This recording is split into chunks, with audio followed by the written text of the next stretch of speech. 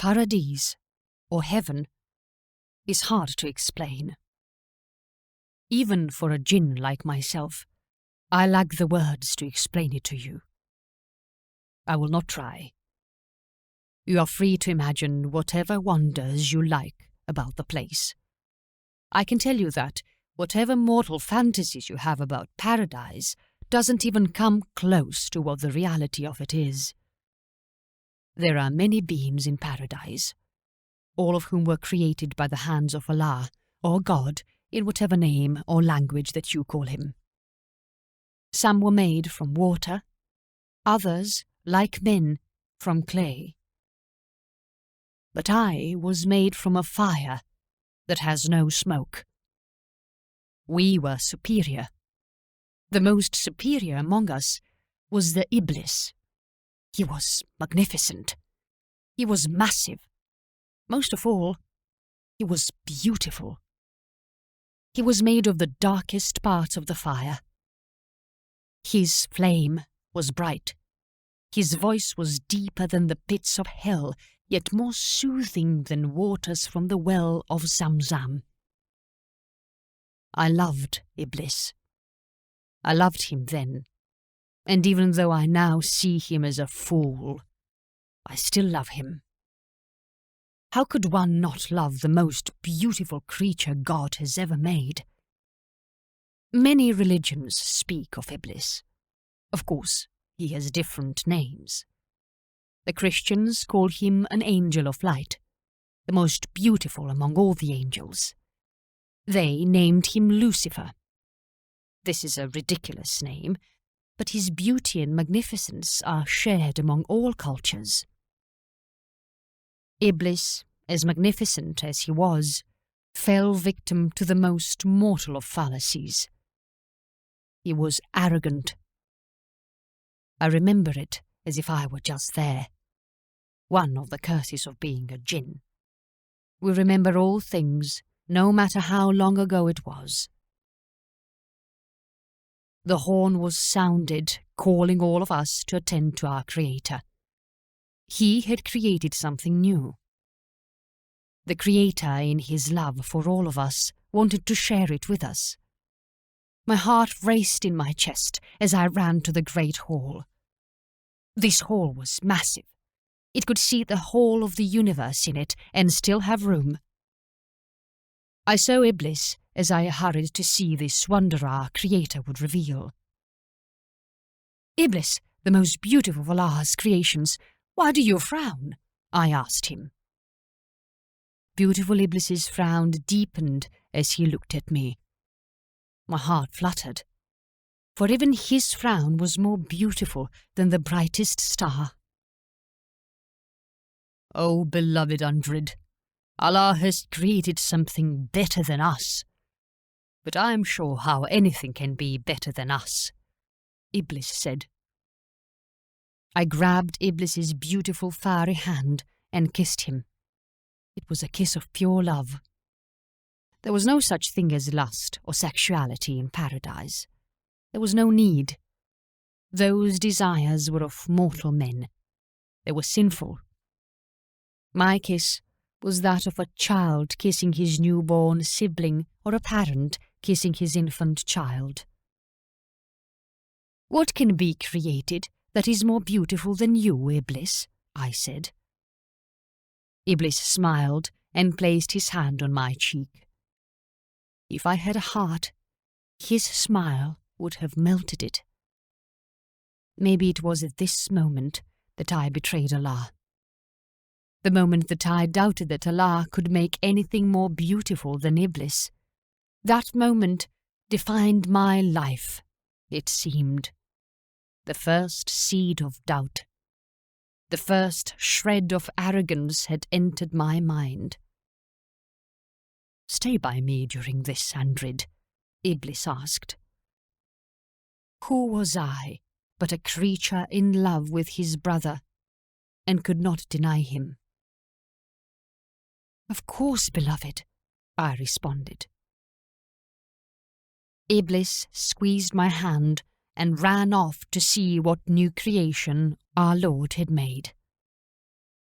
all of the creatures of heaven entered the great hall.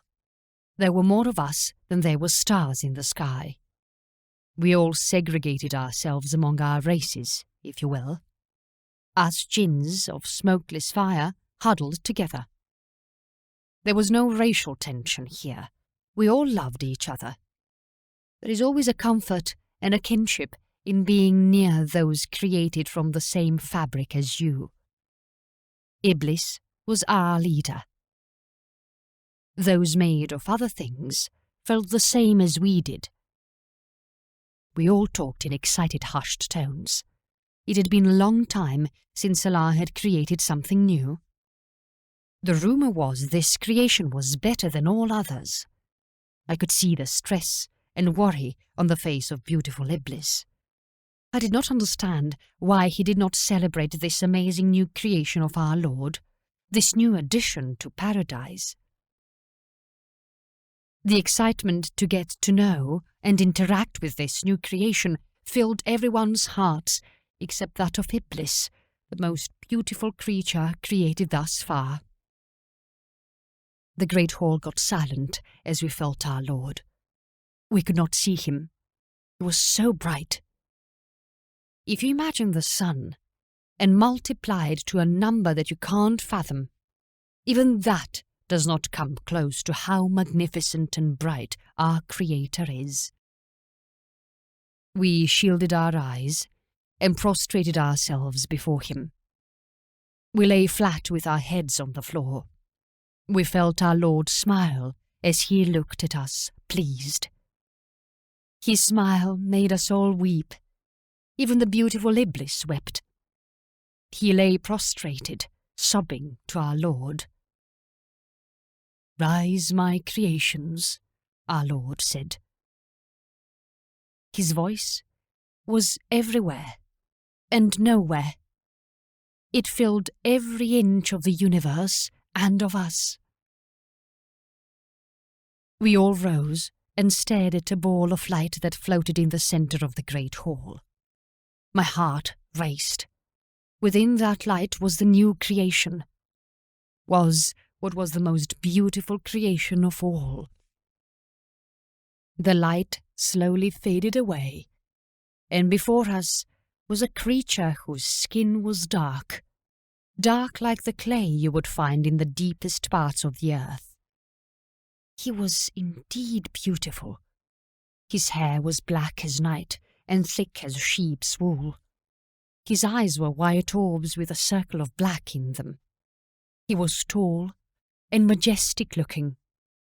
He was amazing. I caught my breath as I saw him. Iblis turned to me with what looked like rage in his eyes. I cannot be certain, because back then none of us had ever felt or seen this emotion. It burned brighter than the fire that was his body. He shook with rage and disgust.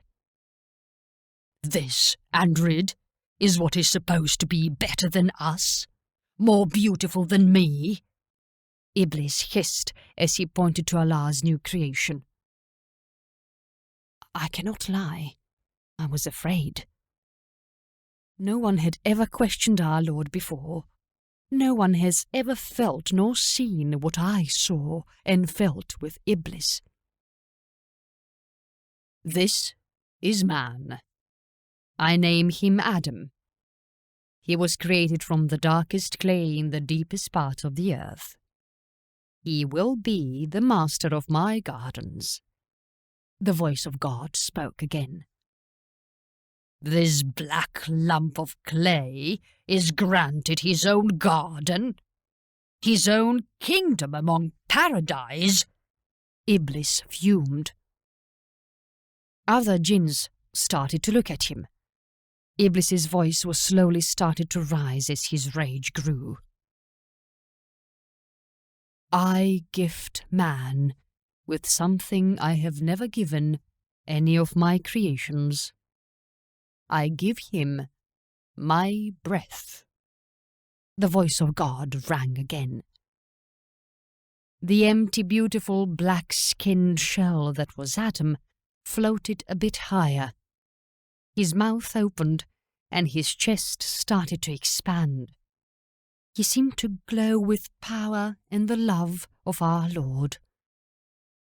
His cold, lifeless eyes brightened with life. Adam blinked. He took big, deep breaths. We all could hear him inhale and exhale. Adam looked upon the bright light that was God and smiled. "Thank you, O Lord," Adam said. His voice was deep and musical. I was in awe of this creation that got the breath of God in him. This creation that would be granted all the mercies that we were denied. This beautiful Adam that was favoured above all. Iblis clenched his fist as he watched Adam. If Iblis could, I had no doubt he would have killed Adam right there. Adam possesses my breath. All of my other creations must bow before him. The voice of God boomed. All of the countless creations of Allah fell to their knees and bowed their heads to Adam. Adam stared blankly at us like the fool he was. I have always thought Adam a fool. How could you get the greatest gift from God and still disobey? A gift that any of us would give our lives for. We would gladly die just for the scent of our Lord's breath, but not the arrogant Adam. Forgive me. Let me get back to the story. All bowed before Adam, but Iblis. He stared at Adam, death in his gaze. He knew he was defying his Lord, his Creator, most of all, his Master. But his jealousy and rage would not let him care about that. Iblis grit his teeth. His chest heaved as he struggled to control himself. I was afraid as I bowed. Iblis standing right next to me. I reached my hand out to grab his and calm him, but he batted it away. "Why don't you bow, Iblis?" God asked his creation. I was shocked, for Allah had never individually called us out. I was not sure he knew all of our names. As I bowed, I became aware that God loved me so much that he was aware of every detail of me. He, the sculptor that loved each work of art he created. He knew every nook and cranny of me. If I had hair, he would know the exact number of hair on my body and the state of each of those hairs. The love of our Creator was endless. "Why, O Lord, should I bow to something that is inferior to me? I am smokeless fire and the most beautiful of your creations." Iblis paused. His voice was cracked with emotion as he shouted at Allah. His tears sizzled and hissed as they fell down his fiery cheeks. This thing you call a man is made of clay. Yet you give him your breath?" Iblis shouted. Iblis took a deep, shuddering breath. The whole of the great hall was afraid, for never had anyone talked to the Creator in that manner. No one had ever dared to question him, nor had the thought ever entered their minds. We were created to serve, and we were happy to serve. "Am I not the most beautiful of your creations, Lord? Am I not good enough?" Iblis sputtered in between sobs. The great hall was silent, as all waited to see what the Creator would do. The silence seemed to last forever. "Bow, Iblis," the voice of God boomed again. Iblis forced himself to stop sobbing. It was clear that our Creator had forgiven Iblis for his outburst and emotion. All he had to do was bow to Adam, and all would be back to normal. "Bow, beloved," I pleaded with Iblis. Iblis looked down at me and smiled. "I cannot, dear Andrid," he replied. Even to this day, countless eons after this, I don't understand why Iblis chose this path. "O Lord and Creator of everything, I cannot obey you in this. I cannot bow to this thing made of clay," Iblis said defiantly. The hate for Adam burned in his eyes. Yet sorrow was there too. It hurt Iblis to disobey the Creator. Iblis, like all of us, loved the Creator with all we had. Iblis turned to the jinns of smokeless fire. "Stand, brothers, for we are better than this black clay thing our Lord created. Stand with me in defiance of this creation," Iblis said. He raised his hands in the air, motioning for us to stand.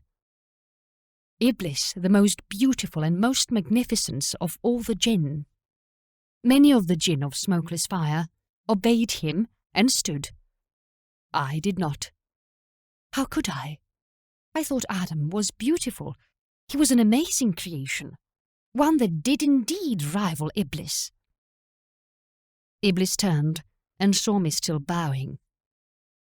I could see his heart breaking as I did not stand. "Oh, beloved sweet Andrid, I thought you loved me," Iblis said. Emotions I have never felt before filled me. I don't know why, but slowly I stood. Maybe it was because I wanted to see the beautiful smile of Iblis's again, for him to cup my cheek like he often did.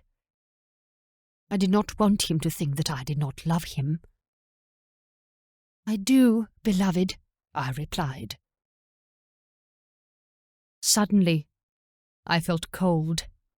The fire that was our essence lost its brightness.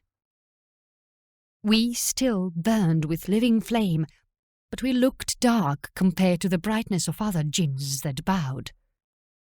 The floor beneath us gave way, and we started to fall. We had been banished from heaven. Our Lord has turned his back on us. "Your creation that you call man shall never live in peace, Lord, this I promise you," Iblis shouted as he fell. Iblis has hated humans ever since. He has dedicated his entire existence to whispering to their desires and turning them away from the mercies that Allah has given them. I, in my love for the great and beautiful Iblis, found myself here, falling like thousands of other jinn of smokeless flame. We were the rebellious ones. We disobeyed our Creator. There is nothing more pathetic than one that turns his back on the one that created him.